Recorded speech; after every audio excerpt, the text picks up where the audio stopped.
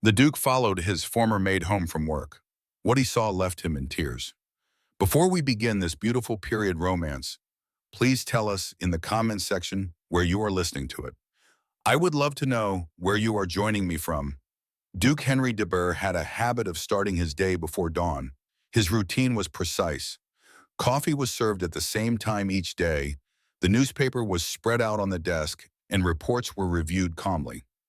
Nothing disturbed that order. Until one autumn morning when the quietest maid in the palace appeared before him with an envelope in her hands. "What is that, Camille?" he asked without looking up. "My letter of resignation," said Duc. Henri looked up in disbelief. She held the paper with both hands, without trembling and with a serenity that made him uneasy. She was a discreet girl, always punctual and incapable of raising her voice. For years she had served in silence, attentive to every gesture, never asking for anything. "Resigning makes no sense. There must be a mistake," he murmured, putting his pen aside. "Has someone offended you?"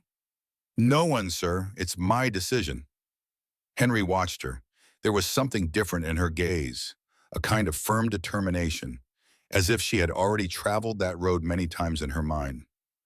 "Where will you go?" he asked, trying to sound distant. "Wherever my steps take me," she replied with a slight smile without looking directly at him. He frowned. He didn't understand.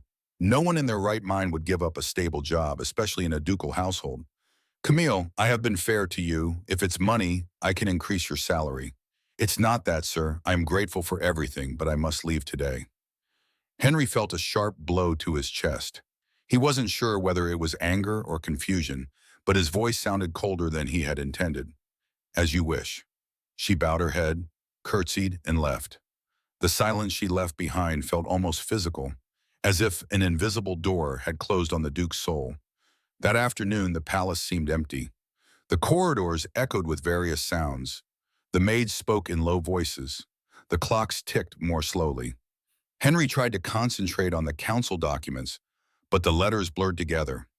In every line, he could see Camille folding napkins with precision, serving tea with trembling hands, and smiling faintly when he thanked her. "Ingratitude," he said to himself in exasperation. "That's all." But the word tasted bitter. When night fell, the butler reported that the young woman had left the house shortly before dusk, carrying a small basket and a lantern. She had refused a carriage or a farewell. She only asked that her regards be conveyed to the staff. Henry walked to the window of his office. Rain began to fall on the garden, pattering against the statues and lanterns. From a distance, he saw a light flickering among the trees alongside the road. It was her, walking in the downpour without an umbrella, carrying a lit lantern. He felt something he hadn't felt in years, a pang of curiosity mixed with unease. "Where are you going, Camille?" he murmured, resting his hand on the glass. He tried to convince himself that it didn't matter, but the image lingered. She had been under his roof for more than 5 years, never asking for anything. No jewelry, no promotion, no rest. She just did her duty. And now she was leaving without explanation. The Duke moved away from the window and put on his coat and hat. No one saw him leave. The streets were dark and damp. Henry followed the reflection of a lantern in the distance, taking care not to make a sound. He did not know what was driving him, concern or wounded pride. With each step, he moved further away from the noble neighborhood and closer to a world he did not know. Camille walked quickly, dodging puddles and holding her skirt with one hand and her basket with the other. Her silhouette in the rain seemed fragile, yet she exuded an air of determination that baffled him. They passed a tavern, then a bridge over a dark river. Henry had to stop when a group of carters passed by. When he looked up, Camille's lantern had veered into a side alley. The Duke followed her. The air smelled of coal, stale bread, and smoke from poor chimneys. The uneven cobblestones were covered in water running between them like a dirty stream. Henry gritted his teeth. Although he knew it belonged to his own lands, he had never been to this place before. Camille stopped at a street corner where a group of barefoot children were playing with a broken rope. The children froze when they saw her. She smiled, searched her apron for coins, and gently handed them to the children. "Here you go, but keep them safe. Don't let anyone take them from you," she said. The children rushed towards her, laughing. One of them hugged her, and Henry felt a lump in his throat. Camille knelt down and carefully distributed a piece of bread wrapped in cloth. Then she wiped the face of a little girl who was coughing incessantly with a handkerchief. "Don't go out in the rain," she warned them. "Go home." The Duke watched from the shadows. This was not the silent woman who served breakfast at his house. This was someone else entirely. Someone who spoke tenderly. Someone who knew how to comfort. Someone who smiled with luminous weariness. Camille continued on her way. Henry followed her from a distance. With each step, he was taken further away from the world he knew and deeper into another, where luxury had no meaning. They passed a blacksmith shop, a bakery, and a corner where a man was sleeping under a tattered blanket. She suddenly stopped and looked back. Henry held his breath. What would she say if she discovered him? But Camille only adjusted her scarf and continued on her way. The Duke felt a slight tremor in his hands. He did not understand why he was still there. Perhaps it was the need to understand, or maybe he wanted to experience life for the first time without intermediaries. The young woman turned into a narrower alleyway where the houses seemed pressed close together. She approached a low door, almost invisible in the shadows.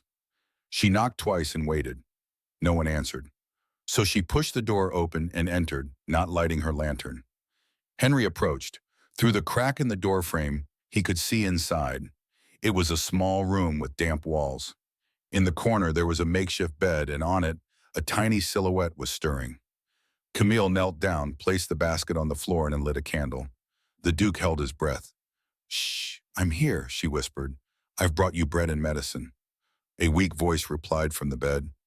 "Camille, I thought you weren't coming back." "I would never leave you alone, my little one." Henry leaned against the wall. He didn't understand who this child was or why she never talked about him. He watched her take a small jar out of her basket, wet a cloth, and place it on the sick man's forehead. Her movements were gentle, almost ritualistic. The child looked at her with wide, feverish eyes. "I'm scared," he murmured. "Don't be afraid," she replied tenderly, disarming the Duke. "I'm here, and I won't let go of your hand." The silence grew heavier. The only sound was the patter of rain on the roof. Henry took a step back as if he had invaded something sacred. This scene was not for him, yet he could not leave. Something about this moment held him back, as if all the certainties of his life had been shattered. The banal conversations in salons, the empty laughter of nobles, and discussions about fashion and inheritance echoed in his mind. They all seemed absurd in the face of the image of a young woman kneeling beside a sick child and offering him her warmth. The Duke closed his eyes. He remembered the times he had seen her pass unnoticed through the corridors, always with her eyes downcast, always obedient. He had never stopped to think about who she was beyond her role. He had never imagined that she had a life, a world, or a burden. A gust of wind shook the door. Camille got up and secured it with a bolt. Henry took the opportunity to walk away a few steps. He needed air. His heart was beating fast. "What are you doing?" he reproached himself in a low voice. "This is none of your business." But deep down, he knew he could no longer pretend to be indifferent. Something inside him had broken. He walked aimlessly for a few meters. He considered returning to the palace, forgetting what he had seen, and convincing himself that nothing had changed. But he couldn't do it. He turned his gaze back to the house. Through the half-open window, the candlelight continued to flicker.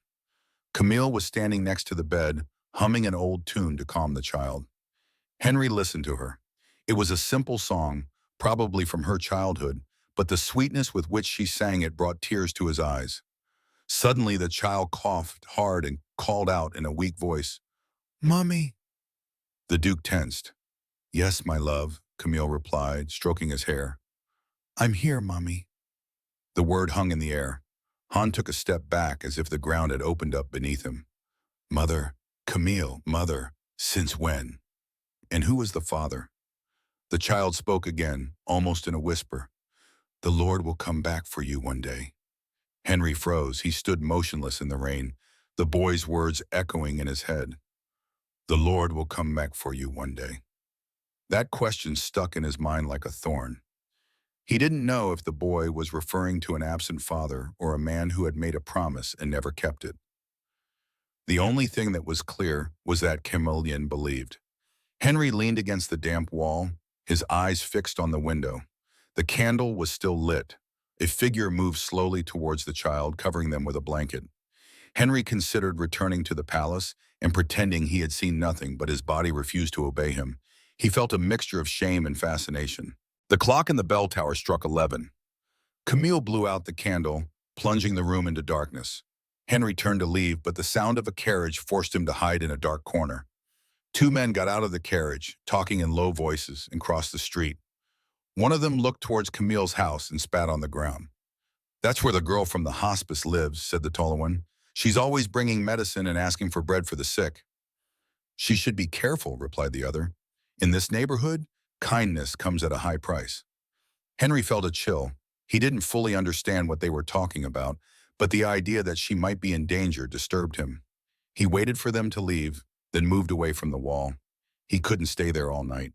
He turned around and walked back, his thoughts in turmoil. The next morning, as the butler served him breakfast, he barely touched his food. The mirrors in the dining room reflected the image of a tired man. When his assistant asked if he should send a messenger to the council, Henry simply replied, "Tell them I won't be attending today." He walked through the garden, trying to convince himself that last night had been madness. But every time he closed his eyes, he saw Camille kneeling next to the child. He remembered the way she had spoken to him, the softness of her voice, and the devotion in her every gesture. That night, he returned to the same place without telling anyone. He took his coat and walked to the working-class neighborhood, guided only by memory. The streets smelled of damp and coal, and the streetlights barely illuminated the way. He saw Camille leaving the house with a basket hanging from her arm. She walked quickly without looking up. Henry followed her at a distance. She turned onto a wider street where some vendors were closing their stalls. Her skirt was soaked, but she didn't seem to care. She stopped in front of a bakery, spoke to the owner, and handed him some coins. In exchange, she received a couple of loaves of bread. A few steps further on, she came across a group of barefoot children playing. Henry watched as she offered them bread and a smile. One of the little girls hugged her around the waist. "Thank you, Mademoiselle Camille," said the girl. "Promise me you'll share with your brothers," she replied. "I swear." Henry felt his chest tighten.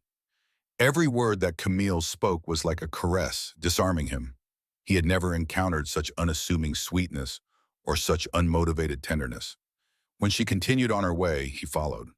He saw her enter a small neighborhood church. Henry hesitated before approaching, but curiosity got the better of him. He peered through the half-open door. Camille was kneeling in front of the altar without her torch or coat, her face buried in her hands. She wasn't crying, but her breathing was ragged. The priest approached her. They spoke in low voices. Henri could barely make out what they were saying. "The child is getting worse," she said. "The Lord will provide, my child." "I have asked for so much, Father, but the fever won't break." Henry took a step back. This was not his world. He felt like an intruder in a prayer that did not belong to him. Yet he could not move. He watched the candlelight reflecting on her serene yet tired face. When Camille left the church, the Duke followed her again. She went deeper into the neighborhood where the houses seemed to be piled on top of each other. Henry realized that the cobblestones were disappearing and the ground was turning to mud. Camille stopped in front of a hut where a group of women were knitting around a brazier. She handed them something wrapped in cloth, and they thanked her with smiles. Henry heard them mention bread and medicine. The girl from the palace never forgets. The palace. Henry felt his heart sink. They knew who she was. They knew she had worked for him. His heart was beating so hard that he feared being found out. Camille continued on her way, heading for a dimly lit alley. Henry moved forward cautiously. Suddenly, a cart passed by, splashing him with dirty water. He let out a muffled exclamation, and the young woman turned around. For a moment, their eyes met. Hiding behind a post, he held his breath, but she did not seem to recognize him. She adjusted her basket and continued on her way. Henry waited a few seconds and then followed her. He saw her stop in front of a closed shop. She bent down to speak to an old man sweeping the entrance. "Monsieur Armand, the little one needs more medicine." "I have no more tonic, Camille. Only herbs will do. I can pay you next week." The man shook his head but eventually handed her a paper package. "Take it. I don't want your money." "Thank you," she whispered. "God bless you." Henry watched everything. With each word, a little more of the life she hid was revealed. She wasn't just a maid who had decided to quit. She was a woman struggling to survive and holding up a world that no one else could see. When she left, the old man stared down the alley and muttered, "That girl has a heart bigger than Paris." Henry felt a lump in his throat.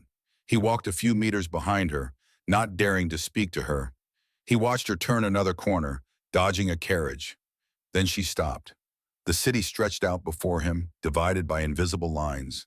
The glittering salons of the nobility, the neighborhoods where hunger had a face, and the duke of one of the oldest French families, hiding there like a thief following a maid. He considered turning back, but a muffled cry cut through the air. Henry spun around. The sound came from the direction in which she had disappeared.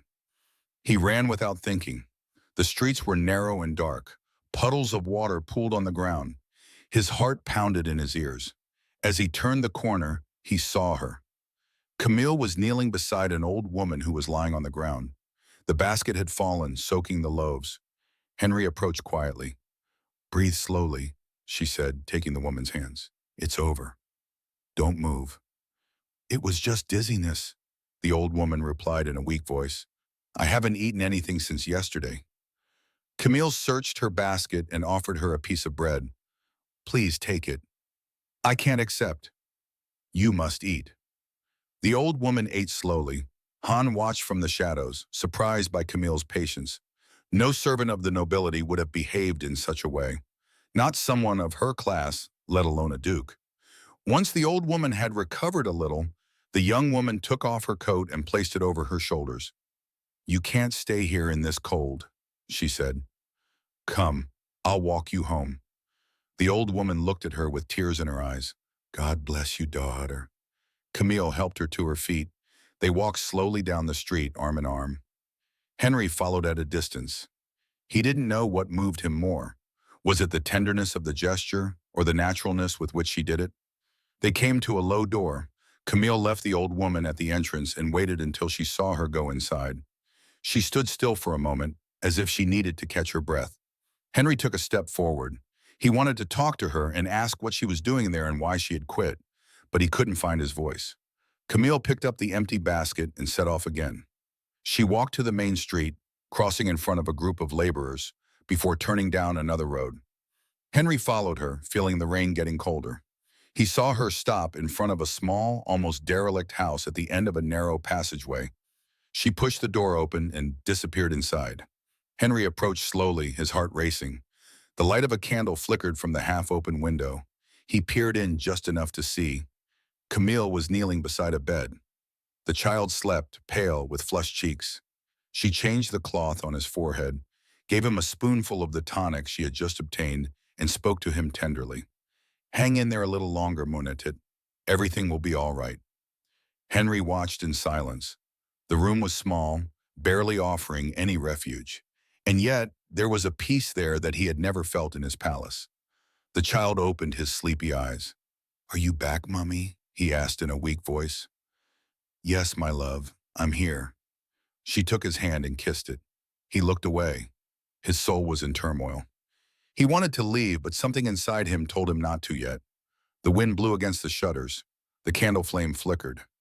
Camille got up to close the window. Henry took a step back, but the floorboard creaked under his boot. Camille turned around, her eyes fixed on the darkness, alert. "Who's there?" she asked in a firm voice. Henry held his breath, paralyzed with fear. He stood still. His heart was beating so loudly that he feared she might hear it. Camille took a step toward the window, with the candle in her hand, trying to make out something in the shadows. The flickering light illuminated her tired face and damp cheeks, worn out from the day's exertions. "Is anyone there?" she repeated, her voice tense. Henry began to back away, but he tripped over a stone and made an unavoidable noise. She jumped and ran to close and bolt the window. There was a thick silence for a few seconds. Henry stood still, waiting for calm to return.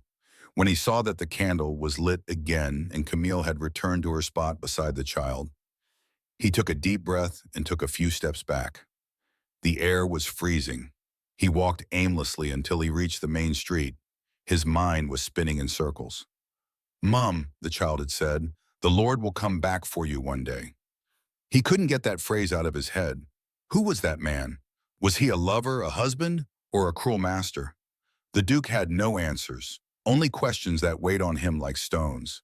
He spent the night without sleep. At dawn, the church bells reminded him that he had to attend a council meeting.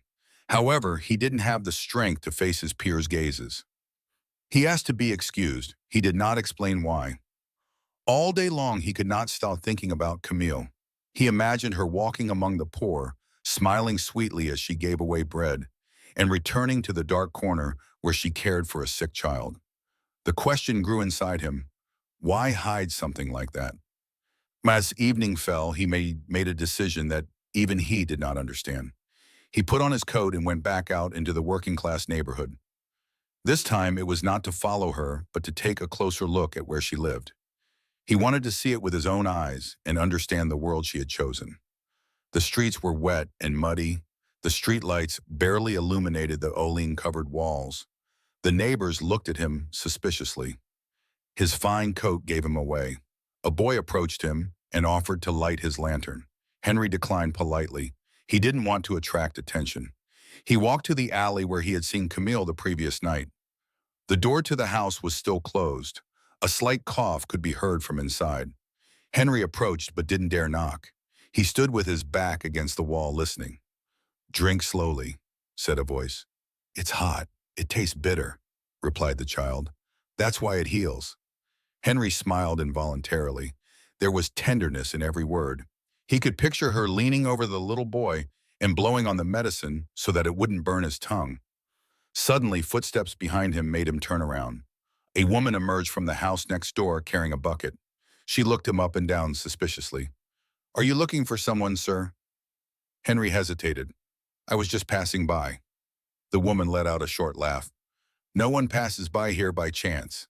He didn't answer. She looked at him more closely. "If you're looking for Miss Camille, you're not doing anything wrong. She doesn't hurt anyone. I know her. We all know her. Since she arrived, she hasn't stopped helping. She brings bread and medicine and cleans the children's wounds. Without her, more than one of them would already be dead." Henry felt a lump in his throat. "Does she live alone with the child?" "Yes. The poor child has been ill for a long time. They say he's her brother, though some think he's her son. But that doesn't matter to us. Here, everyone just tries to survive as best they can." The woman walked away, murmuring a blessing. Henry stood still, processing what he had just heard. Whether he was her brother or son didn't matter. What mattered was the strength with which she faced her misfortune. A long time passed before he decided to leave. As he did so, he saw a group of men drinking around a makeshift bonfire in the distance. One of them looked at him and whispered something. Henry could feel their eyes on his back until he turned the corner. When he returned to the palace, it seemed empty. The lights, the carpets, the old portraits. Nothing made sense. The butler asked if he wanted dinner. Henry shook his head. "I'm not hungry." "Would you like me to prepare the carriage for tomorrow, sir?" "No, no one must know that I am leaving." The butler nodded, not asking any questions. He had worked in the house for years and had learned to read his master's silences. That night, Henry wrote a note that he never delivered. It simply said, "Camille, forgive me for not asking who you were before I lost you." He folded it and put it in his pocket. The next day, he returned to the same place. The sky was overcast, and the air smelled of an approaching storm. The door to Camille's house was ajar. He hesitated before knocking, but curiosity got the better of him. Camille called out, barely audible. There was no answer. He stepped inside. The room was dimly lit. There were breadcrumbs and an empty jar on the table. The child was fast asleep in bed. Henry looked at the child with a strange sense of respect for this creature who had changed his life without knowing it. A noise made him turn around. Camille was coming in with a bucket of water. When she saw him, she froze. "What are you doing here, Monsieur le Duc?" she asked. Henry lowered his head in shame. "I didn't mean to scare you. I just wanted to make sure you were okay. You have no right to be here." "I know." She put the bucket on the floor and crossed her arms. Her eyes sparkled with anger and fear. "How long have you been following me?" Henry hesitated to answer. "Since the night you left. I didn't understand why you quit. I wanted to know." Camille let out a bitter laugh. Now you know. Not completely. Why hide it? I could have helped you. Help me, she repeated ironically. With what? With alms? With your noble compassion? No, Mur, I've had more than enough charity in my life. Henry felt the impact of her words. I'm not talking about compassion. I'm talking about justice. In your world, justice doesn't exist for people like me. The child stirred in bed and they both fell silent. Camille moved closer to adjust his blanket. Her voice changed tone. I don't want you to wake him. He's very weak. Henry lowered his voice. Tell me the truth. He's your son. Camille was silent for a few seconds. Then, without looking at him, she replied, He's not my brother. Our parents died when I was young. Since then, I've taken care of him on my own. I didn't want anyone to know, because if they found out, they would take him away from me. Who would do such a thing? The authorities and hospices? They say that poor people shouldn't raise sick children and that such children belong to the state's charity. But I won't give him up. Henry nodded slowly. That's why you quit. Yes, I couldn't divide my time between your house and him anymore. I needed to be here all the time. The Duke watched her silently. There was something in her gaze that moved him. A mixture of pride and weariness, fragility and strength. Can I pay for a doctor? No, she interrupted. I don't want your money. It's not money I'm offering you, it's help. Camille shook her head. It's help that would make me owe you something, and I don't want to owe you anything. Henry took a deep breath. Then at least let me bring you food. No, I don't need anything from you. Her firm tone disarmed him. He wasn't used to anyone talking to him like that. Camille, go away. This isn't your home, Mr. Leduc. Henry looked at the boy one last time. He slept peacefully, oblivious to the tension. Then he turned to her. I'm not going to leave you alone, he said in a low but firm voice. You already are, she replied, turning away. He stood at the door for a few seconds, searching for words that evaded him. Finally, he left. It began to rain as he reached the corner. Each drop reminded him of the sound of her voice. He walked aimlessly without an umbrella until the city faded into the mist. That night in the palace, he did not light any lamps. Sitting by the unlit fire, his coat still damp, he thought about everything he had seen. He realized that his life, though orderly and secure, was a cage and that Camille unintentionally had opened the door. 2 days passed. Henry did not return to the neighborhood, and he could not concentrate on anything else either. The servants noticed his distraction. The guests found him more silent. He could only think of her. Then one morning the butler knocked on the door with a grave expression. Monsieur, he said, the market messenger has brought news. What news? The young woman's house is empty. No one has seen her since yesterday. Han felt his heart stop. The child was gone too. No one knows where. The Duke stood up abruptly. Prepare my horse, T. But monsieur, the butler obeyed without saying another word.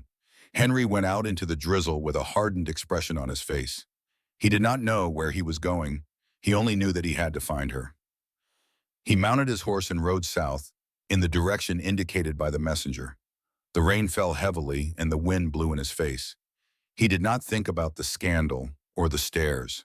He thought only of her. He rode without rest until nightfall, and when he finally arrived in the neighborhood, he found only an open door and silence. The bed was empty, the bottle had fallen over, and the candle had been extinguished. Everything else was the same. Henry clenched his fists. Camille, where are you?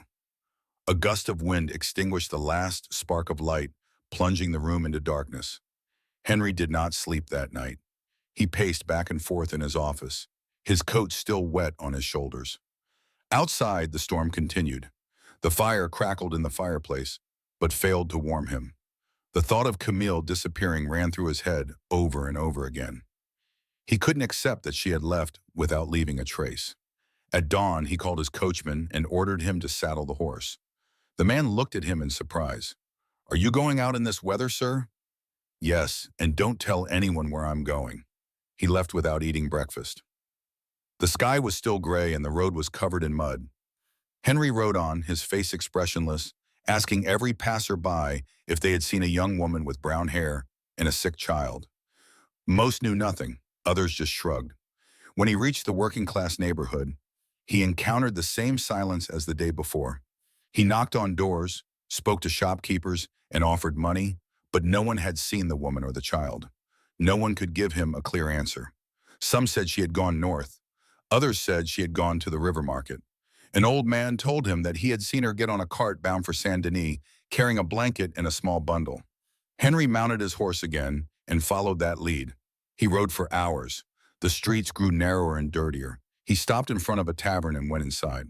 The place smelled of cheap wine. "Has anyone seen a thin young woman with a child?" he asked, leaving a coin on the bar. A man looked up from a table. "Camille Logant!" Henry felt his chest tighten. "Do you know her?" "Of course I do. She came in 2 days ago. She asked for hot water for tea and some bread. She had nothing but a few coins. Do you know where she went?" "I saw her heading towards the convent of the Sisters of Charity. It's at the end of the road by the river." Henry thanked him and left immediately. The convent was small, with stone walls and an overgrown garden. He knocked impatiently on the door until a nun appeared. "Are you looking for someone, sir?" "Miss Camille Laurent. She used to work in my house. I was told she was here." The nun looked at him cautiously. "She arrived recently." "Yes, she had brought a very sick child with her. The sisters have helped her." Henry breathed a sigh of relief. "I need to see her." "I don't know if that's a good idea," he said. "She's exhausted. Just a moment, please." The nun nodded and led him down a narrow corridor. The air was filled with the smell of wax and medicine. Camille's voice, soft and almost a whisper, came from a half-open door. "You need to get some sleep, mon petit. You'll feel better tomorrow." Henry peered in. The dim light illuminated her face. She had dark circles under her eyes, and her hair was loose. The child was breathing with difficulty. She hadn't seen him. The Duke took a step forward. The nun cleared her throat, and Camille looked up. The color drained from her face. "Monsieur le Duc." Henry paused in the doorway. "Forgive me for barging in like this. I just wanted to know if you were all right." "You shouldn't have come," she replied, stifling the tremor in her voice. "I had to. I couldn't stay away. When I heard you had disappeared, I feared the worst." Camille took a deep breath and slowly stood up. "We're fine. You don't need to worry." "Don't lie," he said, lowering his voice. "I can see it on your face. You're tired and ill. Why won't you let me help you?" "Because I don't want to owe you anything." "It's not about debts. It's about humanity, Camilla." "Camilla, look at me. You don't understand. If I accept your help, people will talk. They'll think you've fallen on hard times." What?" he insisted. "That you're my lover." I couldn't bear the shame of that. Henry was speechless. The sincerity of her words cut him like a knife. He would not allow anyone to offend her. "You can't help it.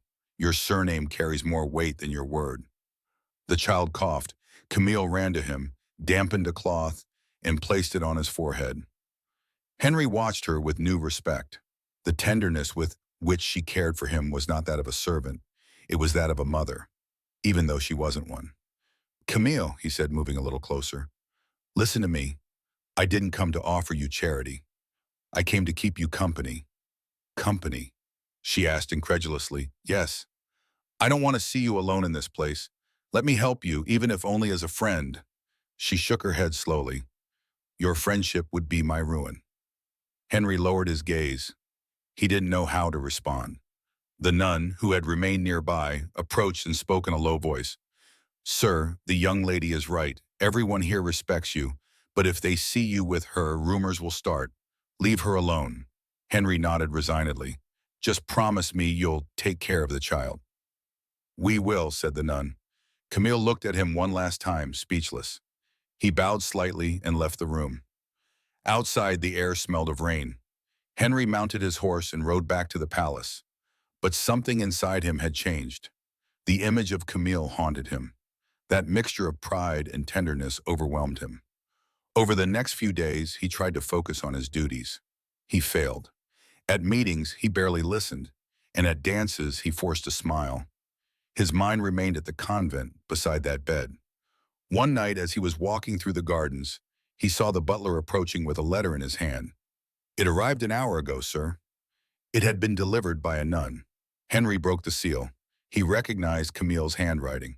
"Sir," the butler said, "do not return to the convent. The child is better, but we will have to leave soon. I do not want to cause you any more trouble. I beg you to forget me." Henry clenched the paper between his fingers. He couldn't forget, even if he tried. The next morning, without telling anyone, he rode back to Sindeni. When he arrived, the convent door was closed. He knocked loudly until a nun opened it. "I came to see Miss Loren."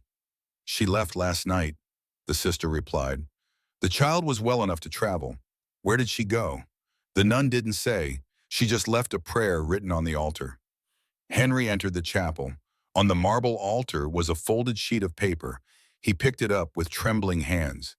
It read, "Lord, give her strength to understand what she cannot change." He put it in his pocket. He did not know whether it was a farewell or a plea. Days passed, and Paris began to revolve around him again, but nothing was the same. Conversations about fashion and titles in the salons were unbearable to him. He saw the shadow of hypocrisy in every elegant gesture. One evening during dinner, a marquise remarked, laughing, "Apparently the Duke of Devonshire is pursuing a servant girl. How crazy." Henry dropped his glass, staining the tablecloth with wine. "Keep your gossip to yourself, madam," he said harshly. The room fell silent. No one dared to reply. Henry got up and left without looking back. On the way back in his carriage, he reproached himself for not finding her and for not insisting. The idea of her being alone somewhere tormented him. That same week, he decided to look for her again. Again. He hired messengers, questioned shopkeepers, and visited hospices. Someone told him about a young woman helping out at a small makeshift hospital in the south of the city. He wasn't sure, but he felt in his heart that he had to go. The journey was long. When he arrived, he saw a wooden building and a group of women wearing patched aprons. One of them confirmed that there was indeed a volunteer named Camille Laurent. He entered with his heart racing. The place smelled of herbs and soap. In a corner, surrounded by sick people, she was sitting with her hair tied back, her face pale, and her hands stained from work. "Camille," he said barely audibly. She looked up and saw him. There was no surprise, only a resigned calm. "I asked you not to come. I couldn't stay away." "So you didn't listen to me. I heard you, but I can't obey." Camille put down the bowl she was holding and approached him. "What do you want from me, sir?" "I am no longer your servant. I'm not looking for a servant. I'm looking for the woman who taught me kindness." She looked down. "Don't say that. Don't idealize me. I only do what I can, and that's enough to change everything." He replied sincerely. Camille took a step back. "You must leave. They'll see you here." "I don't care, but I do," he said. Henry stared at her. "Why? You insist on pushing me away because you don't want me to save you, sir. I'm not the cause. I don't want to save you. I want to understand you." Camille took a deep breath. "Then understand this. Some lives cannot be mixed. Yours and mine belong to different worlds. Worlds only intersect when someone dares to take a step. That step comes at a high price," she said in a broken voice. Henry took a step closer, but did not dare to touch her. "I am not afraid to pay that price," he said. Camille looked at him for a long time. There was a gleam in her eyes that mixed sadness and tenderness. "Don't say that here," she whispered. "Not in front of them." Henry followed her gaze. Several patients watched them silently and curiously. He nodded. "Then promise me you'll talk to me when we're done here," she said. Camille replied. She turned and went back to her task. Henry waited outside in the drizzle. An hour passed, then two. As the lights in the building began to go out, he saw her come out. She stopped in front of him without an umbrella, with rain running through her hair. "Why do you insist?" she asked. "Because I no longer know who I am without you." She trembled slightly but did not back away. "Monsieur," she said, "what you feel is not love. It is compassion." "No," he replied firmly. "It is love, even if it is hard for me to accept." Camille looked at him, frightened by the force of his words. "Don't say that," she whispered. "If anyone hears you, they'll destroy us both." Henry smiled with serene sadness. "Then let them destroy us. I'd rather that than continuing to pretend." Camille closed her eyes as if the world were falling apart. Please go away. Henry did not move. Not until you tell me you don't feel the same way. Camille opened her mouth to reply, but no sound came out. The silence between them became unbearable. Suddenly a gust of wind blew out the lamp on the doorstep, leaving them in darkness. The lamp went out with a bang, leaving them in shadow. For a moment, the only sounds were the rain falling on the tin roof and water running down the street. Camille took a step back, but Henry stood still, as if a wall had appeared between them. Don't say anything, she whispered. If we keep talking, everything will be lost. Henry moved forward slowly, not touching her. It's already lost, Camille. Ever since she had knelt down next to that child, everything else had ceased to make sense. She looked at him, her expression a mixture of fear and tenderness. The light from the lightning illuminated her face, and he could see the tears mingling with the rain. I can't hear that, she said. I can't. You're a duke. I'm just a woman who cleans wounds. No, you're the reason I want to get better. Camille trembled, closed her eyes, and shook her head.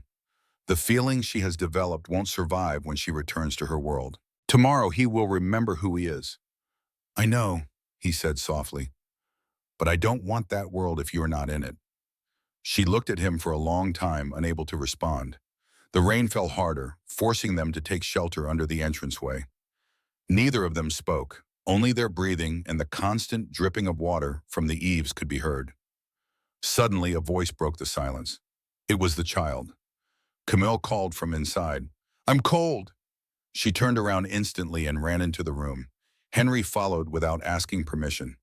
The child was shivering under the blankets, his skin pale. His fever has risen, she said, alarmed.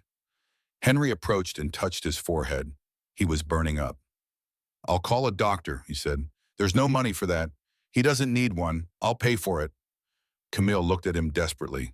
You don't understand. If a doctor comes and finds him here, they'll report it. They'll take him away from us. Then I'll bring someone I trust. No one will know it was me. Why are you doing this? She suddenly shouted, her eyes flashing with contained anger. Why do you insist on helping me when I didn't ask you to? Henry took a step back. Because I can't stand to see you suffer. I don't need your pity, and I'm not offering you any. I'm offering you my heart, even if you don't want it. Camille was speechless. Her breathing was rapid, and for a moment it looked as though she was about to speak. But she held back. She turned to the child who was breathing with difficulty. Bring me some cold water, she ordered, avoiding his gaze. Henry obeyed without argument, filling a bucket and bringing it over. Camille dampened a cloth and placed it on the little boy's forehead. Hang in there, Luis, she murmured. Hang in there a little longer. Henry knelt beside the bed, not caring that the floor was covered in mud. He'll get better, he said firmly. I promise. Camilla glanced at him. Exhaustion was evident on her face, but there was also a glimmer of hope. They spent the rest of the night watching over the child. Henry kept the fire burning, while Camille changed his compresses and gave him sips of water. Sometimes their hands brushed against each other, and in each touch there was something that neither of them dared to name. By dawn, the little boy's fever had broken slightly. Camille let out a sigh of relief. Thank you, she said softly. I don't know how, but thank you. Henry stared at her, exhausted and soaked, yet feeling a peace unlike anything he had ever experienced before. Don't thank me, just let me stay. You can't. Why not? Because her world is unforgiving. If anyone sees him here, his reputation will be ruined. Henry smiled bitterly. Maybe he deserves it. She gave him a serious look. Don't talk like that. There are people who depend on you. No one depends on me, Camille. They only obey me because of my title. She fell. There was something in her voice that hurt to hear. At that moment, someone knocked on the door. Camille jumped. Henry quickly got up and looked out of the window. It was a neighborhood boy soaked by the rain. I have a message, said the monk, holding up a letter. It's for you, madam. Camille took the letter and opened it. She read it silently, and her expression changed. What's wrong? Asked Henry. The hospice where I worked is closing. There's no funding. All the patients will be transferred. So go with them. I can go with them. No, he interrupted her. I can't leave my brother. What if I go with you? She looked at him in disbelief. Go with us. Yeah, I can't abandon her now. That would be crazy. Then I'm crazy. Camille smiled slightly, but immediately looked down. Monsieur, people are already starting to talk. The neighbors are asking who you are. Can't they think what they want? No, they can't. If they suspect anything, they'll throw us out of here. Henry looked at her in frustration. You'd rather keep running away for the rest of your life. I'd rather that than ruin yours. Silence fell over them again. Outside, the sky was beginning to lighten. The child slept, breathing calmly. Camille sat down next to the bed and stroked his hair. Henry stood and watched her, feeling a mixture of tenderness and despair. If only you would let me help you, he whispered. You already do, she replied, not looking at him. You're here, that's enough. Henry approached and took her hand. She did not pull it away. Camille, don't say anything, he asked quietly. If you do, I won't be able to forget it. She didn't answer, just squeezed his hand gently in return. Several minutes passed like this until she slowly withdrew her hand. You must go, she said firmly. If someone sees you, there'll be a scandal. I don't care about the scandal. I do, she replied. I don't want to be the cause of your misfortune. Han looked at her for a moment longer, then nodded. I'll come back tomorrow. No, Camille, don't stop me. I'm not going anywhere. I beg you to. Henry took a hesitant step back. He wanted to hug her, but knew that would be pushing it. He turned towards the door, not looking back. By the time he left, the rain had stopped. He walked a few meters, trying to convince himself that he was doing the right thing. However, the silence of the street stopped him in his tracks.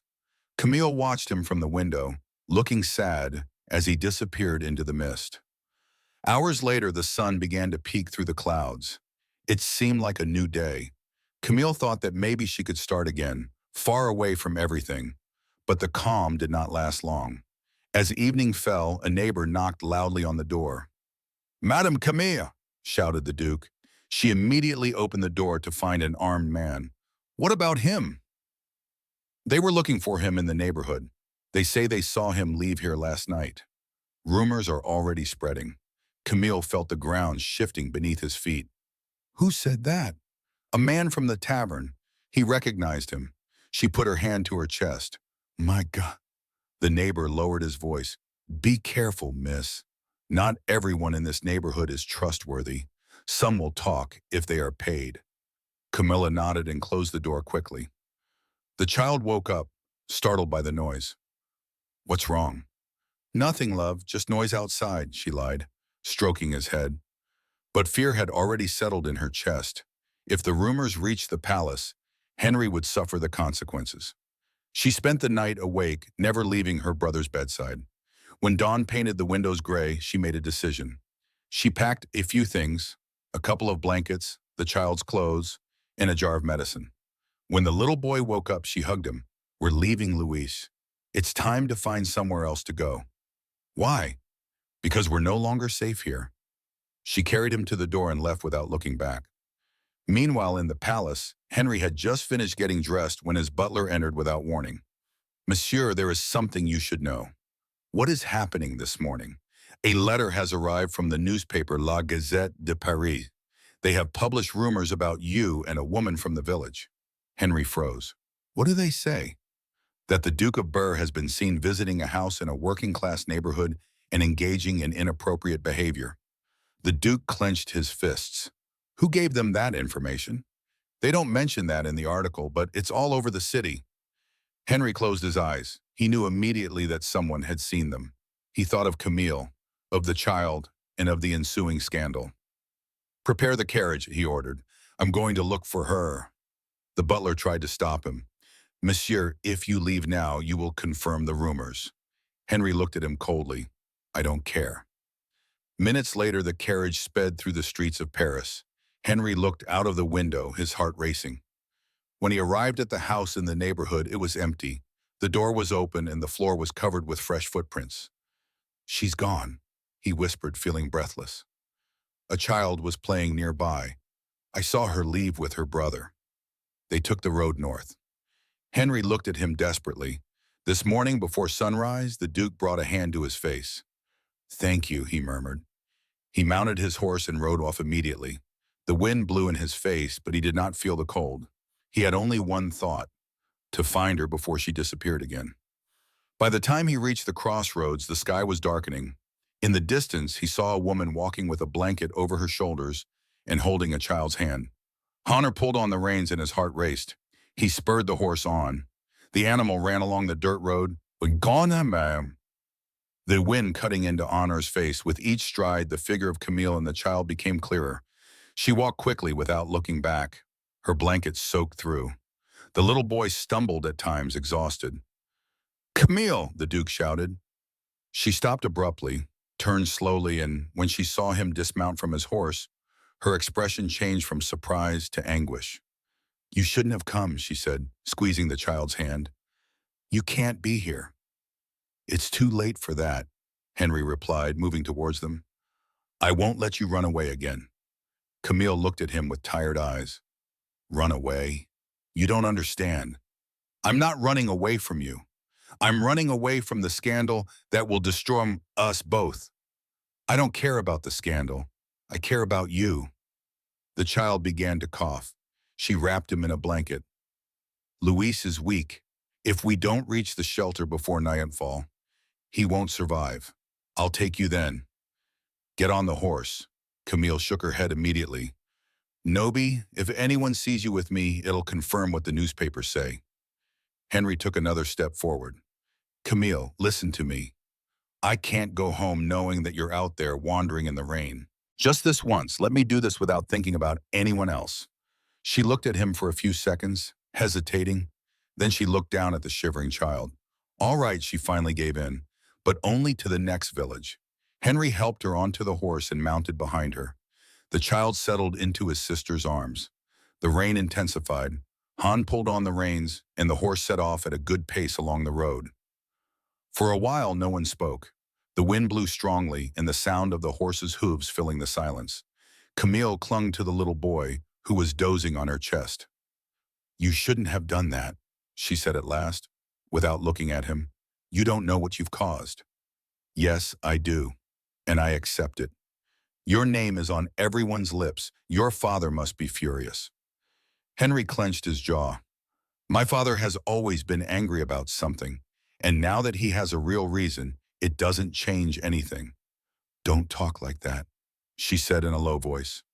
I don't want to be the cause of a fight between you.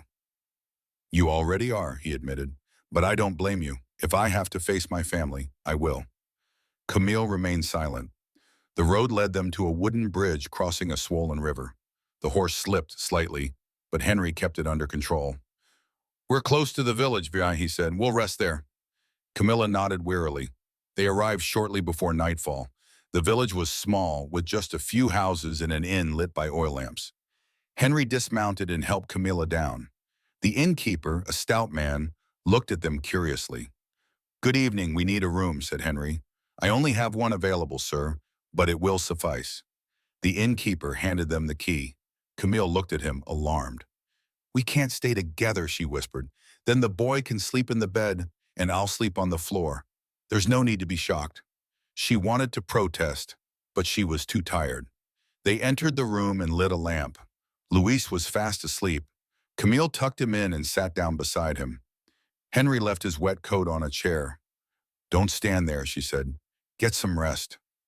I can't, he replied. Not until you tell me what you plan to do tomorrow. Keep going. Find a place where no one knows us. That's no life, Camille. You can't hide forever.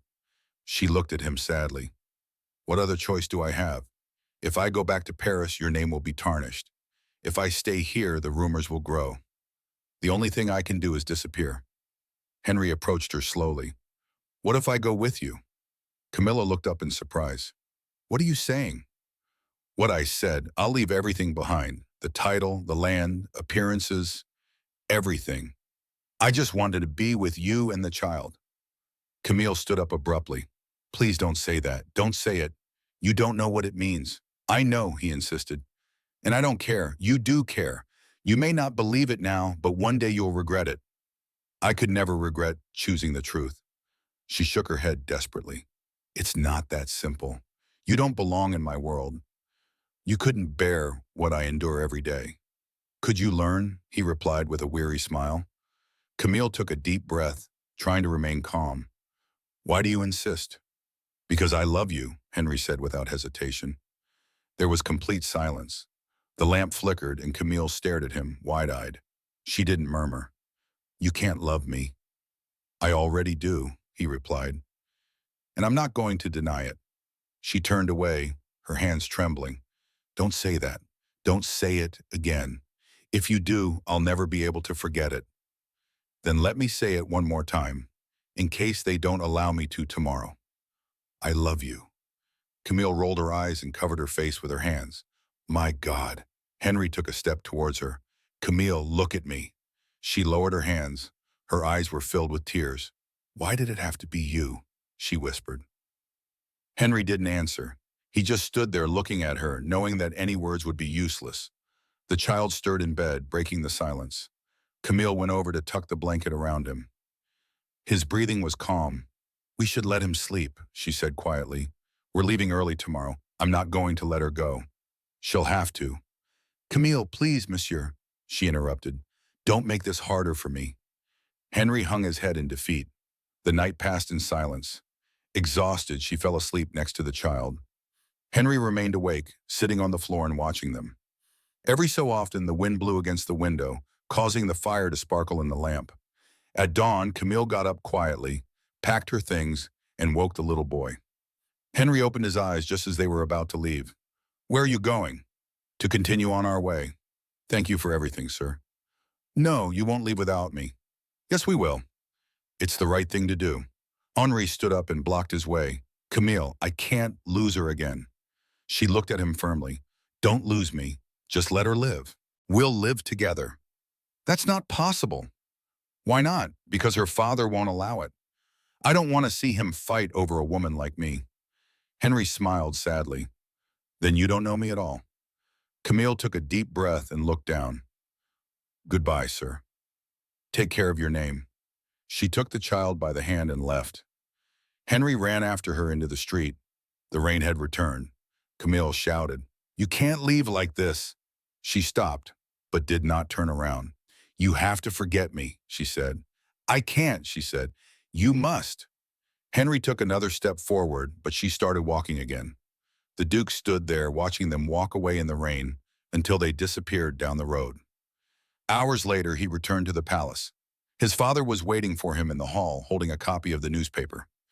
There, it's true, said the old Duke, still not greeting him. A maid, a woman without a surname. Henry did not reply. You have dishonored your name, the old man continued. What will society say? That I fell in love with a good woman should not be a source of shame to anyone. His father struck the table with a cane. Enough! That woman will never set foot in this house again. If you continue seeing her, I will disinherit you. Henry looked at him without fear. Then do it. Would you give up everything for a servant? I would give up everything for someone with more dignity than us. The old Duke was speechless. Henry turned and left the room. He did not speak to his father for the next few days. He ordered his servants not to mention her name and devoted himself to searching for Camille. No one knew anything. Some said she had gone west, while others said she had crossed the river in search of work. Weeks passed. Henry traveled through villages, asking questions and paying messengers. He never rested. One afternoon, when he was overcome with exhaustion, a woman from the market approached him. Are you looking for the girl with the sick child? She asked. Henry felt a lump in his throat. Yes, do you know where she is? I saw her a few days ago. She works in a makeshift hospice on the outskirts of town.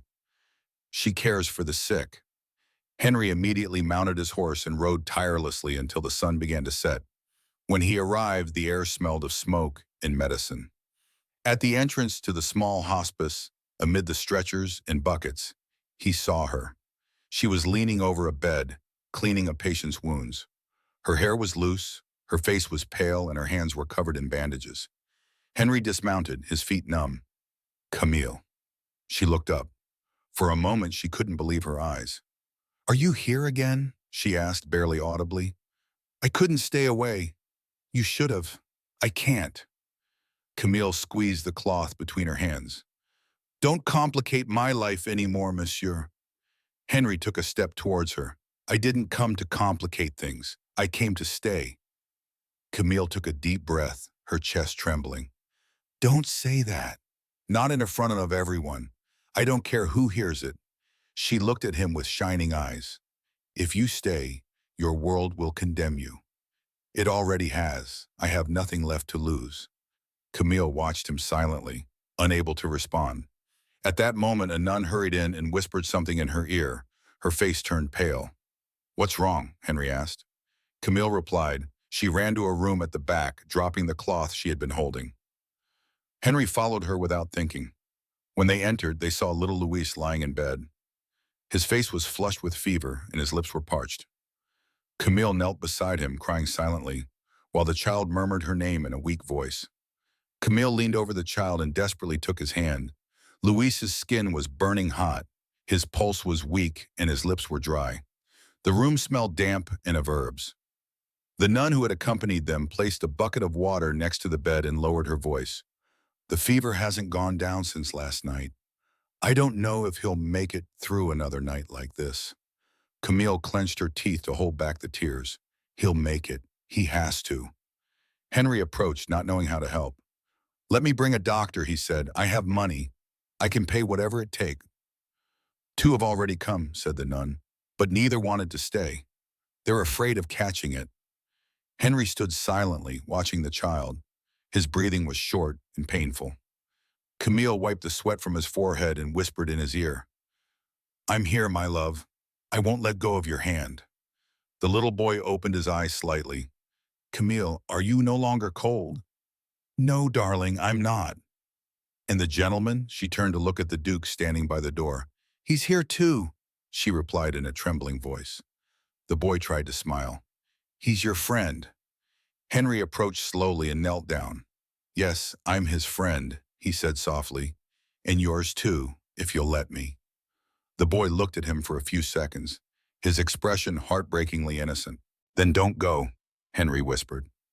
He took the little boy's hand in his. I won't go, I promise. Camille lowered his head, overcome with emotion. The hours passed. Henry did not move from his side. The fever rose and fell like the tide. Camille prayed silently, his prayers barely audible. At dusk, the wind blew against the windows and a candle blew out. The nun went out to fetch more oil. The Duke and Camille were left alone. I don't know what else to do, she said, her voice almost gone. I've tried every medicine, every prayer. Henry took the cloth and dipped it in cold water. We'll continue to care for him until he wakes up. Camille looked at him, her eyes red from exhaustion. Why are you doing this? You don't have to. Because I want to. She watched him for a few seconds, then nodded. All right, she said, but if he gets worse, promise me you won't blame yourself. I can't promise that, he replied, smiling sadly. I can't promise I won't suffer with you. Camille looked away, unable to hold his gaze. Time stood still. Henry kept the fire burning while she watched over the child. When dawn came, the little boy suddenly stirred. His eyes opened and a faint voice escaped his lips. Camille, I'm sleepy. Sleep, my love, she replied. I'll be here. Henry saw the tears running down her face. He knelt beside her and put a hand on her shoulder. He's fighting. She shook her head slowly. No, he's saying goodbye. I can feel it in his breathing. The child coughed hard. Henry ran for more water. Camille hugged him tightly. No, Luis, don't fall asleep. Stay with me, please. The boy looked at her with glassy eyes. It doesn't hurt anymore. Camille held him tighter. You're going to get better, do you hear me? The gentleman is going to teach you how to ride a horse when you're better. Luis smiled faintly. Really? Henry nodded firmly. Of course, he said, but first you have to get strong. The little boy closed his eyes, exhausted. His breathing slowed. Camille rocked him as if he were a baby again. Henry felt his throat close up. The church clock struck 3. Outside, the storm was beginning to subside. In the room, Camille's sobbing and the crackling of the fire were all that could be heard. God, don't take him away from me, she murmured. Take me if you want, but not him. Henry held her shoulders. Don't say that. He needs you. She looked up, devastated. Don't you see? I'm losing him. Everything I did was in vain. It wasn't in vain. Your love has given him more strength than any medicine could. Camille lowered her head. I don't know if that's enough. Henry didn't answer. Instead, he wiped her tears away and stayed by her side, not moving or thinking about anything else. The first light of dawn came through the window. The boy slept peacefully. Camille watched him, afraid that each breath could be his last. Suddenly, Luis sighed and moved his fingers. Camille sat up with a start. Luis, can you hear me? I'm hungry, he whispered. Camille laughed through her tears, incredulous. Hungry? Really? The boy nodded weakly. Henry let out a relieved laugh. That means he'll live.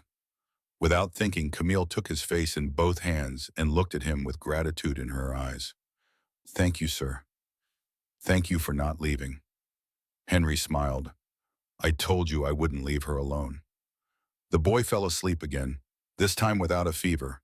Camille breathed a sigh of relief, then lay down next to him exhausted. Henry covered her shoulders with a blanket. A couple of hours passed. When she woke up, she found him sitting in front of the fire, staring into space. You haven't slept at all, she said.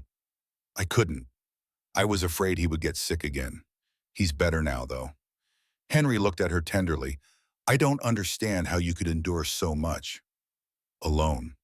I had no choice. When you love someone, you choose to stay, even if it hurts. Then I understand. Understand what?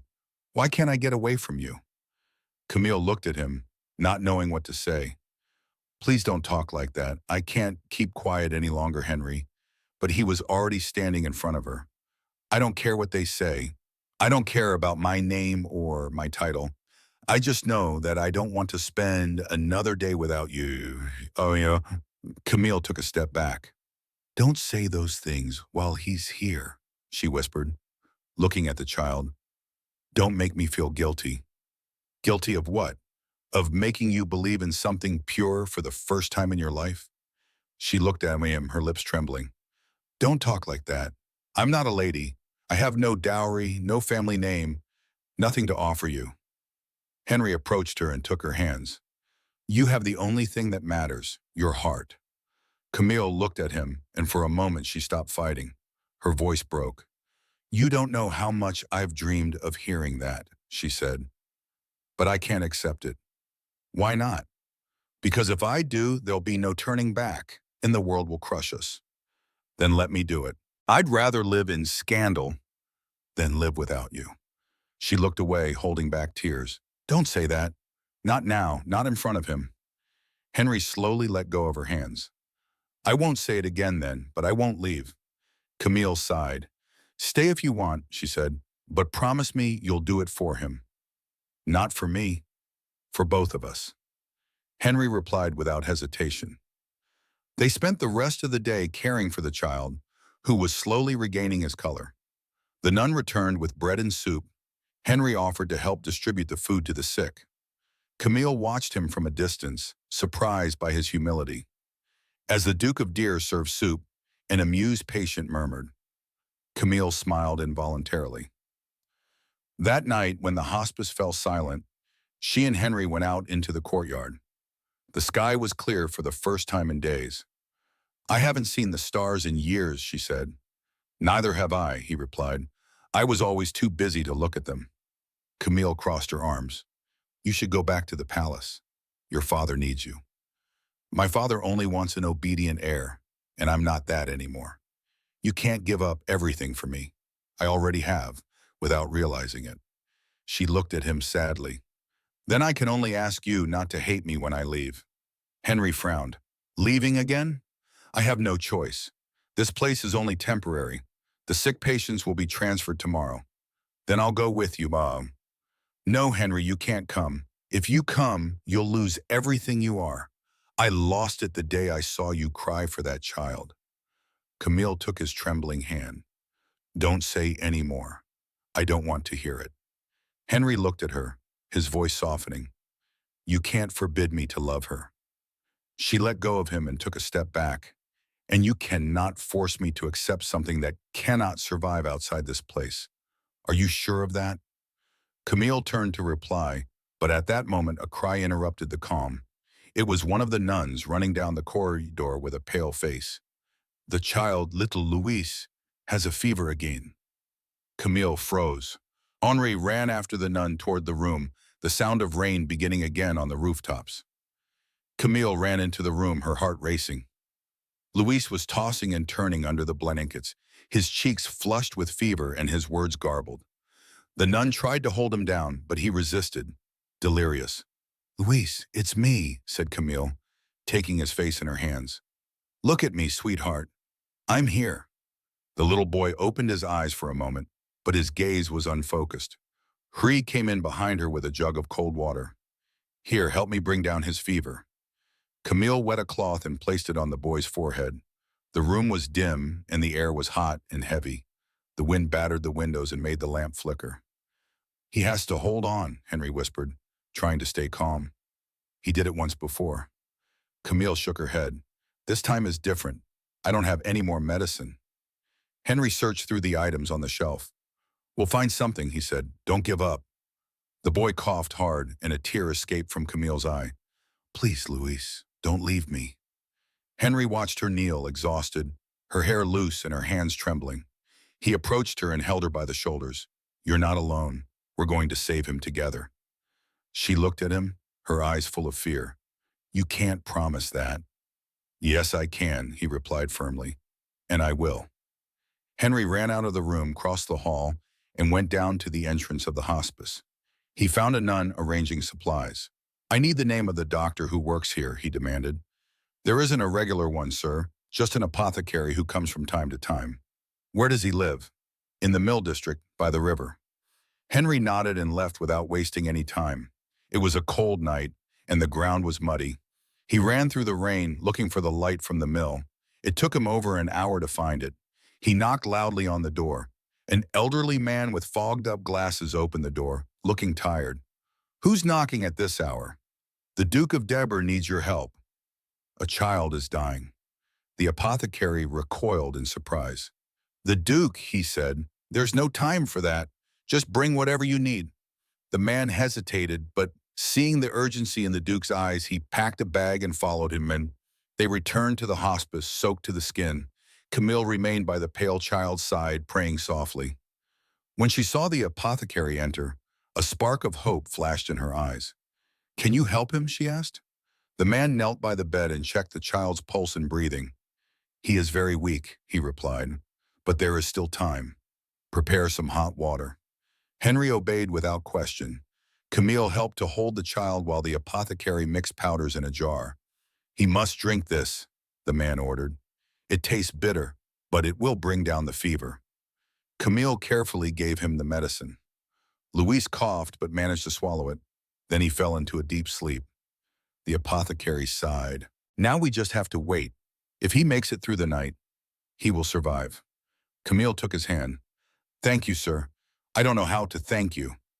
"Thank him," said the man, pointing to the Duke. "Without his insistence, I would not have arrived in time." Henry looked down, trying to hide his emotions. When the apothecary left, Camille sank into a chair. "I don't know what I would have done without you." "You don't have to know," Henry replied softly. "You'll never be alone again." Camille looked at him for a few seconds, then looked away at the child. "Don't say that. Every time you make a promise, it seems as if the world turns against us." Henry smiled faintly. "Then let's face the world together," he said, his voice trembling. "Don't say those things. Don't make me believe in the impossible. The impossible is already happening." Camille looked at him. The candle cast shadows on his face, and for a moment they both forgot where they were. All that existed was the silence between them and the slight warmth that drew them closer. The child stirred, breathing more calmly. Camille smiled through her tears. His fever was going down. Henry leaned down beside her. "We did it." She nodded, not taking her eyes off the little boy. "You saved him." "It wasn't your love that saved him. I just saw it." Camille blinked, her throat tightening. "Henry, tell me not to go away," he said. "Just that." Camille took a deep breath without answering. Her emotions prevented her from speaking. He got up, took his coat, and put it over her shoulders. Rest, he said. We'll talk tomorrow. Talk about what? About us. She looked at him in surprise, but before she could respond, he left the room. The next day, the sun shone through the windows for the first time in many days. The hospice smelled of freshly baked bread. Camille woke up to find the light on his face. Luis was sleeping peacefully. When Camille went out into the courtyard, he found Henry helping to carry buckets of water. The nuns looked at him curiously. "What are you doing?" she asked, approaching him. "Working. Apparently, I'm not as useless as I thought." Camille smiled involuntarily. "The sisters are going to put you to work serving soup, and yet you're still here." "Then I'll stay." She looked down. "You can't." "Of course I can, Henry. This is no life for you. It's the life your son wants for you." Camille crossed her arms in frustration. "Let your family say what they want. I don't care anymore." "You can't say that. You have responsibilities. A degree. A degree that has caused me no end of trouble." Camille looked at him tenderly. "Make no mistake. What you feel for me is gratitude, not love." Henry laughed softly. "Then explain to me why I think about you from the moment I wake up until nightfall." "Because you pity me." "No, it's because you need me." Camille fell silent, unable to hold his gaze. "Don't say that here." "Why not?" "Because it's going to make me cry." Henry took another step forward, lowering his voice. "I don't want to see you cry. I just want you to let me stay." She looked at him without answering. Luis appeared at the door, holding a piece of bread. "Henry." The Duke turned and smiled. "How are you feeling?" "Fine, I'm not hot anymore." Camille ran over to hug him. "Thank God," Luis laughed, surprised by the hug. "We'll stay here, Camille," he said. She hesitated. "For a few more days, maybe." Henry bent down and ruffled her hair. "Until you're strong, then we'll see about the rest." Luis nodded happily. The rest of the day passed calmly. Henry repaired a door and helped to distribute medicine. Even the sick smiled when they saw him. The nuns treated him with respect. They knew who he was, but none of them mentioned his title. At dusk, Camille approached him while he was cleaning the courtyard. "I don't understand how you can adapt so quickly," he said. "Maybe I should have always lived like this, without privileges." "With purpose," she smiled. "Then perhaps there is something we can learn from each other." Henry looked at her. "That means you're staying for now, but don't misinterpret my words." "Too late. I already have." Camille let out a nervous laugh. "It's impossible to talk to you. That's what everyone on the council says." They both laughed. It was the first time they had laughed together without fear. When night fell, Henry accompanied Luis to bed. The boy looked at him curiously. "Why do you care so much for Camille?" Henry hesitated for a moment. "Because she's the bravest person I've ever met." "You love her," Henry smiled. "Yes, I love her." Luis nodded as if it were the most natural thing in the world. "Then stay forever." Henry stroked his hair. "I'll try." As he left, he found Camille waiting for him by the door. "What did you tell him?" she asked. "That I love her." "Henry," she whispered to the Armada, "you shouldn't have said that." He already knew. Camilla pressed her lips together, not knowing whether to laugh or cry. "You're going to get him used to something that can't last. Just let it last as long as it has to." She looked at him for a long time. The fire in the hallway lit up her face. "I don't know if I'm more afraid of losing you or of believing you." Henry took a step towards her. "You don't have to decide now. Just don't close the door on me." Camilla looked down and nodded. "All right, but promise you'll talk to your father tomorrow." Henry tensed. "What for?" "To clear his name. I don't want your family to hate me." "They already do." "Then do it for yourself." Henry remained silent. "All right," he finally agreed, "but I'll be back." "I know." The next day, before dawn, Henry set off for the palace. The road was covered in fog. When he arrived, the servant stepped aside without greeting him. In the hall, his father was waiting for him, standing with a cold expression on his face. "Have you come to apologize?" asked the old duke. "No, I have come to tell you that I renounce everything." The old man looked at him incredulously. Everything for a woman, for a meaningful life. The old man struck the floor with his cane. You may be a fool, but I am a free one. Without waiting for a reply, Henry turned on his heel and left. As he left the palace, a messenger approached him, looking agitated. Sir, I come from the hospice. Miss Lauren asked for you to be found. Henry felt a lump in his throat. What happened? The messenger swallowed hard. The child, little Louis, has taken a turn for the worse again. Without a word, Henry mounted his horse and galloped off as the sky darkened over Paris again. He did not wait for explanations, spurring his horse on and racing down the road. The mist enveloped him, and the rhythm of the horse's hooves striking the ground seemed like his heartbeat. Every second weighed heavily. All he could think about was Camille and the child he had promised to protect. When he arrived at the hospice, he was hit by the smell of smoke and herbs. Several patients were sitting outside, wrapped in blankets, while the nuns came and went with buckets of water. Henry dismounted before his horse had come to a complete stop. Where is he? He asked breathlessly. A nun pointed down the hallway to the last room. But I warn you, sir, she said, there is not much that can be done. Henry rushed in. Camilla was sitting by the bed, holding Louise's hand. Her eyes were red from crying. The boy was barely breathing. You're too late, she whispered, not looking at him. Henry knelt in front of them. Don't say that. He'll hold on. I know it. He can't take it anymore. Please don't say that. Camilla squeezed the boy's hand and stroked his hair tenderly. Shh, my love. The Lord is here now. Everything will be all right. Luis opened his eyes with difficulty and smiled weakly. Henry, did you bring your horse? Henry swallowed. Yes, Luis. It's outside. When you're better, I'll teach you how to ride it. The boy tried to laugh, but only a sigh escaped his lips. I want to see it. Later, when you're stronger. Camille looked at the Duke in despair. I don't know what to do. His body is cold and his heart is beating so slowly. Henry took him by the shoulders. I'll go and get the apothecary. There's no time. He's too far away. Louise tried to speak again. Camille, I'm sleepy. Sleep, my love. I'm here. The boy closed his eyes. The silence became heavy. Camille waited with bated breath. Suddenly, Louise sighed again, and his little body relaxed. Louise, she whispered, her voice breaking. Louise, look at me, darling. Henry took the boy's wrist, searching for a pulse. Nothing. Camille let out a muffled cry and collapsed on top of Henry, hugging him tightly. No, please, don't take him away from me. Henry held her, trying to stop her from falling. Camille, no, don't say that. Don't try to comfort me. She cried weakly and breathlessly as if the life had gone out of her. Henry couldn't find the words. He just hugged her and let her tears fall. Minutes passed, perhaps hours. The nun entered quietly and covered the child's body with a sheet. Camille just squeezed the little boy's hand under the fabric. You have to let him rest, said the nun softly. Camille slowly raised her head.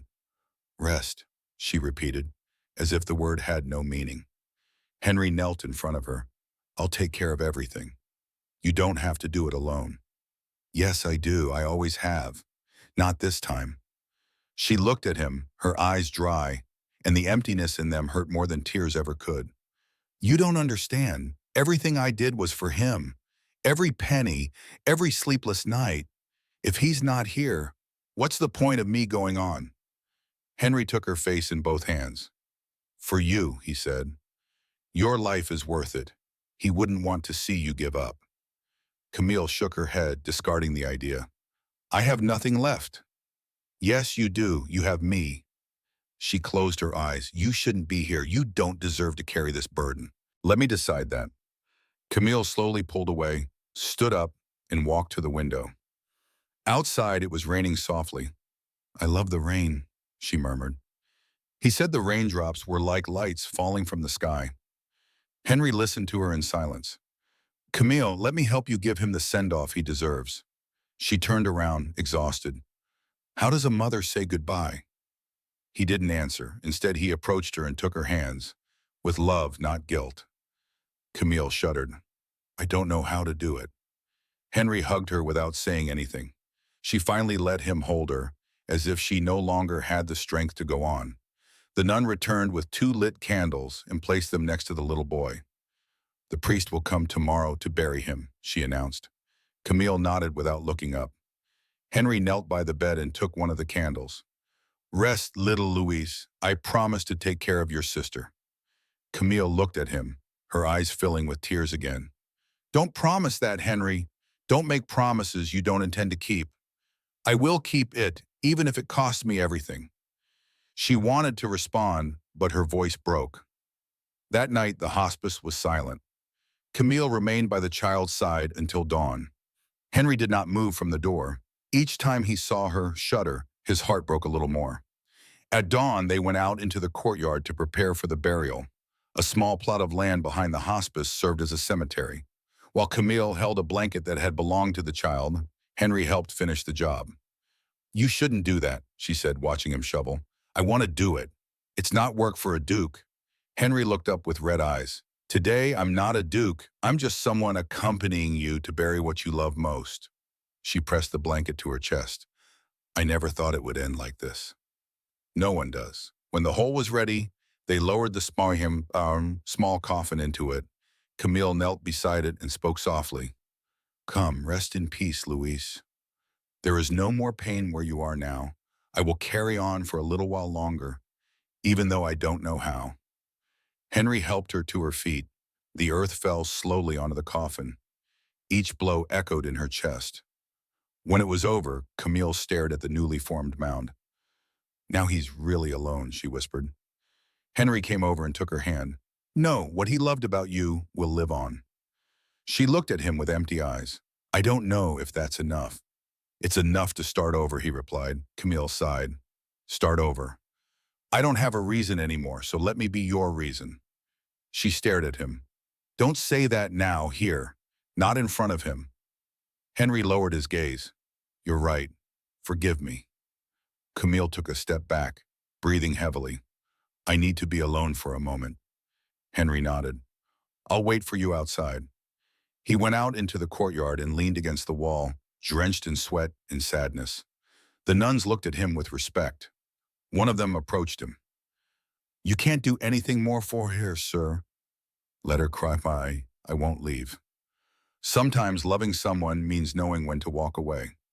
Henry didn't respond. When Camille came out, her face was calm, although her eyes were still wet. "It's done," she said simply.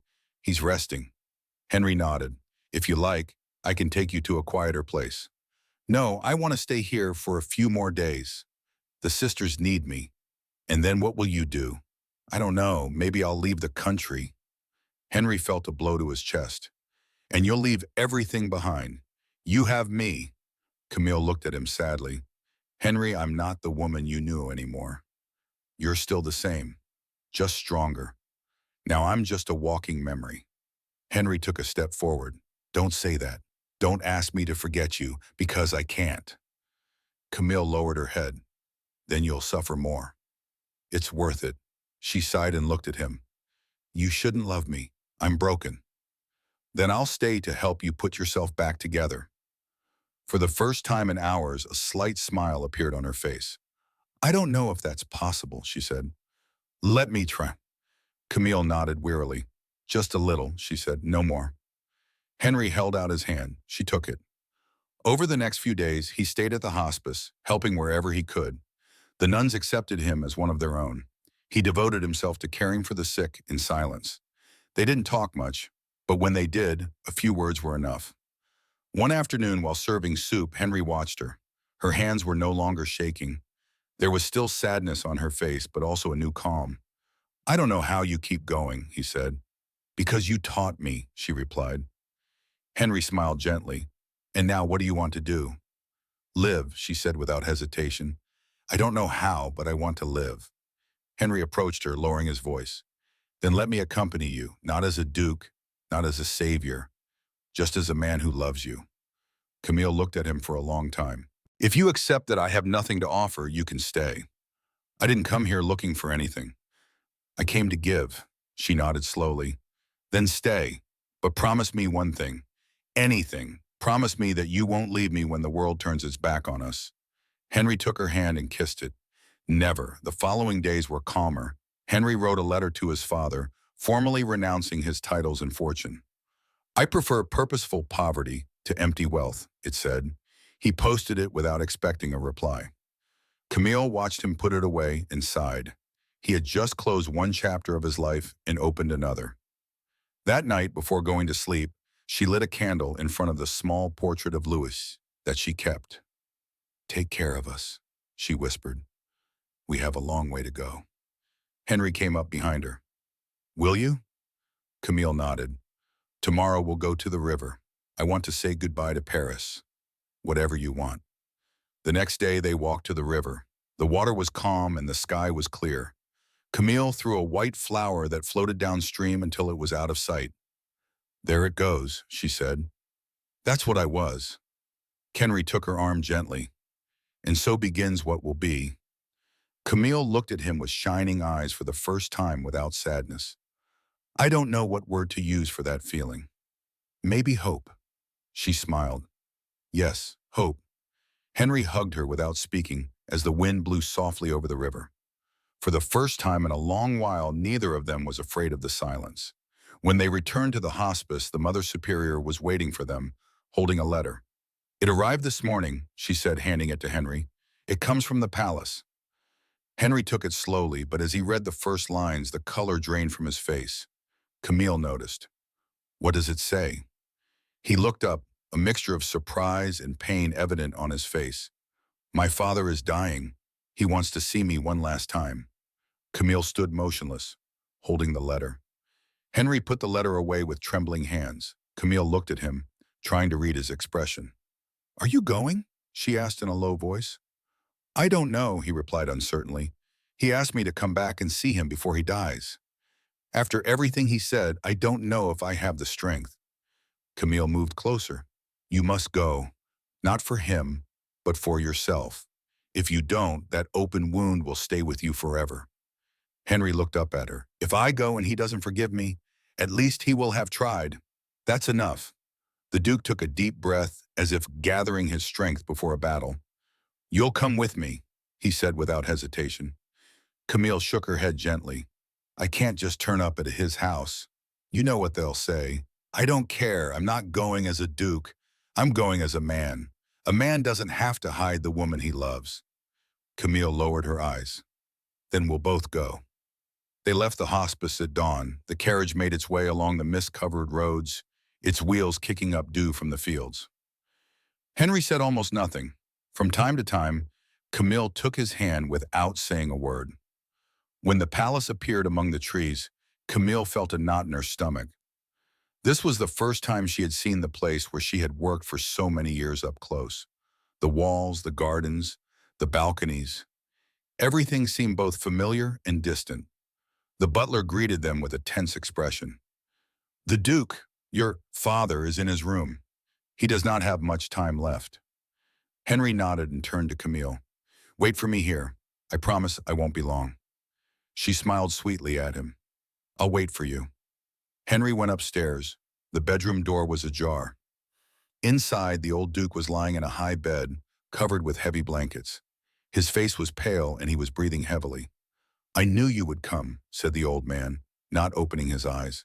Henry approached. He wrote to me. I had to do it before I died. I can't take my anger with me to the next life.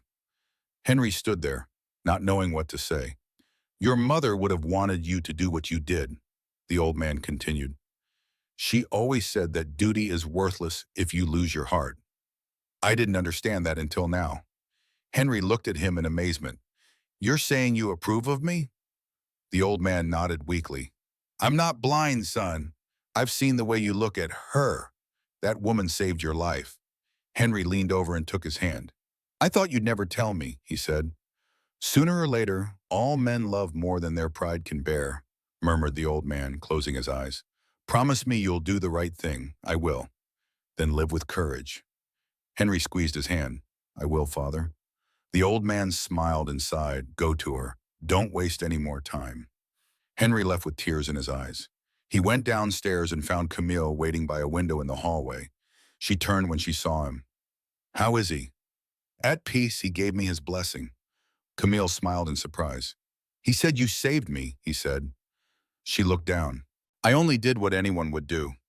Henry cupped her face in his hands. No one else would have done it. Camille stood still, feeling her legs tremble. Henry, she whispered. He hugged her tightly, as if afraid of losing her again. I don't want any more goodbyes. Neither do I. The butler appeared discreetly. Monsieur, the family is waiting for news. Henry nodded. Tell them that the Duke will be honored and that his son will do what he should have done all along. Camille looked at him, confused. What are you going to do? He looked at her, his expression a mixture of emotion and determination. Marry you. Camille gasped. No, you can't say that here. I've said it, and I'll say it again as many times as necessary. She took a step back as if she needed air. Don't do it out of gratitude. I'm doing it out of love, Henry. I'm a servant. You were. You're not anymore. Camille shook her head. They won't allow it. Then I'll resign. She looked at him incredulously. You would give up your title for me? Henry smiled. I did it a long time ago. Today I'm just making it official. Camille felt tears welling up in her eyes. I don't know what to say. Say yes. She trembled, her heart beating so hard it almost hurt. Yes. Henry laughed with relief and hugged her again. That same afternoon, the old Duke passed away in his sleep, his face bearing a serene expression. Henry mourned him briefly but sincerely. At the funeral, members of high society attended, casting cold stares and murmuring when they saw Camille among those present. She stood firm, holding Henry's hand. After the ceremony, Henry spoke to everyone. My father is at rest, and I will follow his advice to live truthfully. Today I announce that Camille Logant will be my wife. A murmur ran through the cemetery. Some of the nobles were scandalized. Others bowed their heads. But Henry did not move. Camille looked at him with astonishment and fear. Henry, no. Yes, he interrupted. I will hide no longer. She wanted to speak, but he squeezed her hand and led her away. The carriage took them back to the palace, which for the first time felt different, warmer and more human. Henry called all the servants. Listen to me, he said. From today onwards, this house will not distinguish between masters and servants. Here, there will only be people who respect each other. The servants looked at each other, unsure how to react. Henry turned to Camille and smiled at her. She will be the Duchess if she wishes, he continued. Camille stepped forward. I do not wish to be a Duchess, only your wife. Henry laughed. Then you can be whatever you want to be. The servants' applause broke the silence. For the first time in many years, the Duke's house felt alive. That night, when everyone had gone to bed, Camilla and Henry were left alone in the great hall. The lights were dimmed and the fire crackled in the fireplace. She walked slowly through the shadows, still incredulous. I never imagined I would set foot in here again, she said. She used to clean these floors with her frozen hands. Henry came up behind her and whispered in her ear, Now you will walk on them with me. She smiled, a mixture of laughter and tears in her eyes. Sometimes I think this is all a dream. If it is, I don't want to wake up. Camille looked at him. What if the world judges us tomorrow? Henry gently cupped her face. Let it, I will only answer to you. She closed her eyes and rested her forehead against his. Luis would be happy if he could see us. He can see us, Camille, I'm sure of it. She nodded excitedly. Then promise me something, she said.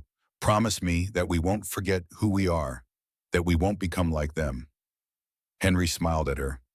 Promise, babe. The city bells rang in the distance. The rain started again, but this time it was soft and almost sweet. Henry took her hand. Do you want to go out in the rain? Yes, she laughed. You're crazy. Maybe, but with you, anything is worth it. They went out into the garden. Rain fell on the flowers, and raindrops slid down their faces. Sherry hugged her as the world dissolved around them. I love you, said Camille Logan, her voice trembling. I've loved you since the night I followed you through the streets of Paris. She looked at her in surprise. Since then, she continued, I knew you were the only truth I had ever known. Camille hugged him tightly, as if she wanted to stay there forever. I love you too, Henry de Beru, she said. But not because you're a duke, I love you for the man you've become. The Duke smiled, tears in his eyes. Then let me be that man forever. She looked at him seriously, but her lips trembled with emotion. Forever. Henry kissed her in the rain, a kiss that needed no promises or words. The palace lights shone behind them, and the gray sky seemed to open above their heads. When they broke apart, Camilla rested her head on his chest. What shall we do now? We will live simply and truthfully. The palace will become a home for those who have none. Camille looked at him tenderly. Luis would have loved that, then we will do it for him. The rain continued to fall, covering them in water and laughter. Henry took Camille by the hand, and they walked among the rose bushes. You know, he said, when I first saw you, you were a shadow in my house. Now you are the light that guides everything I do. Camille smiled and blushed. I never thought a duke could say something so beautiful. I'm not a duke anymore. I'm your husband. She laughed happily. You're not yet. Then tomorrow I will be. Tomorrow, yes, at the hospice church tomorrow, where it all began. That's where we'll get married. Camille looked at him in surprise. You'd really do it there? It's the only place I want to do it, where I saw you fight, love, and be yourself. She caressed his face tenderly. Then tomorrow I'll be your wife. Henry kissed her forehead, barely containing his emotion. The next morning the hospice bells rang as the sun's rays pierced the clouds. Camille wore a simple white dress that one of the nuns had lent her. Henry waited for her at the altar, not in a grand ceremony, but simply staring at her. When she reached him, there was complete silence. Are you ready? Asked the priest. Sure. Camille smiled. I have been since he decided to stay. Henry took her hand and kissed it. I promise to care for you and love you every day from now on, and I promise never to let go of your hand, no matter what happens. The bells rang again. Outside, the townspeople were waiting for them with flowers and laughter. Henry and Camilla left the temple in the sunshine, and the people threw petals into the air. She looked at him, tears of joy in her eyes. Listen to that. It's the sound of a new beginning. Henry hugged her tightly as the wind ruffled her hair. Today our life begins, Camille, he said. This time she replied with a smile. We will never hide again. Thank you very much for listening to the end of this story. We hope you enjoyed it as much as we enjoyed telling it. We would love to hear your opinion. Please leave a comment telling us where you are listening from and what you liked most. Rate this story from 1 to 10. What score would you give it? If you enjoyed this story, please subscribe to the channel and give us a like to show your support. This motivates us to keep creating and sharing more emotional and educational stories. Before we say goodbye, we'd like to remind you that a recommendation for another exciting and charming story will appear on the final screen. If you would like to watch it, simply click on the video. Thank you again for being here, and we'll see you in the next story.